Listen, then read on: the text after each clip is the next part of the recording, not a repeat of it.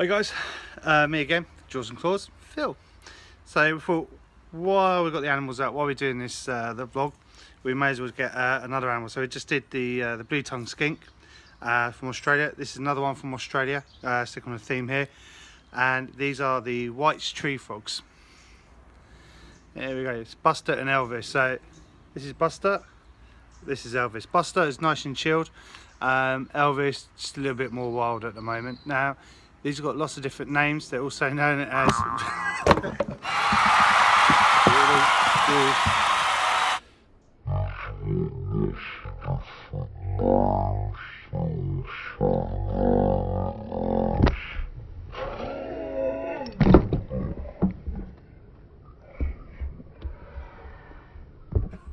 let's try that again. So White's tree frogs. As I said, Buster's normally the chilled out one. He's the one that decides to jump at the camera. Now these are from Australia. They're pretty widespread, to be honest. Not endangered or anything like this. Now they've got lots of different names. We call them whites. They're also called the dumpy frog, also the green tree frog as well. Now you can see why they call it a dumpy tree frog. Quite a big old boy. Okay. And this one's just a little bit smaller. Also different cut, slightly different colour as well. The colour, usually if they're a little bit warmer, they go a little bit brighter. And also you can get different phases. You can get the blue phase, things like that. Okay. Elvis is being best thing about these guys is they're so photogenic. Everyone absolutely loves these. These are fantastic. Really easy to keep. Obviously being a tree frog, they're arboreal.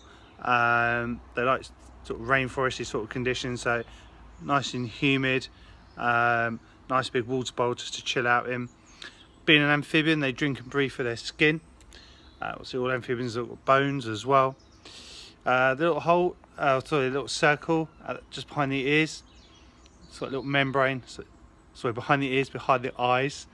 It's been a long day, sorry. They're the ears. Okay, pretty amazing. They've got the big sticky pads on the end of their feet. Obviously they're for climbing. Slightly webbed feet as well.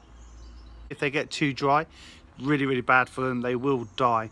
Also some species are quite fragile, and if you hold them too much, the sweat from your hands can actually burn their skin a little bit. So we don't handle these as much, or if we do, constantly spraying them with water. Now my hands are nice and clean, they don't have any antibac or anything like that, but when we're in the schools and things, constantly getting them wet. They use their eyes to swallow, so they grab hold of food, hold it in their mouth. The eyes will push down, they hit the muscles, the muscle at the back of the head, that pushes the food straight down into their stomach. They don't have much of a throat, so the food just goes straight down there. These will eat pretty much any sort of things. They'll eat smaller lizards, smaller frogs. They will eat their own species if it's small enough.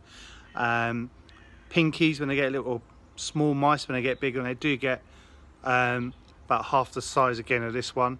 I do have some pretty big ones, and when they get really big, when they get really fat, and they have these big folds of skin that come over the top of the head. If you think of Baron Greenback from Danger Mouse, that's what they look like, although he's a toad.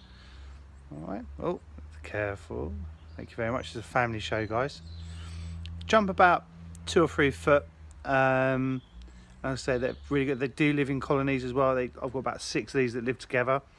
They're absolutely fantastic. Really good. As long as you've got a big enough tank, this is the key to it. Big tank, keep loads of these together.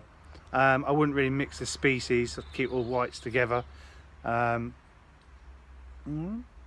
pretty amazing stuff. Just love it.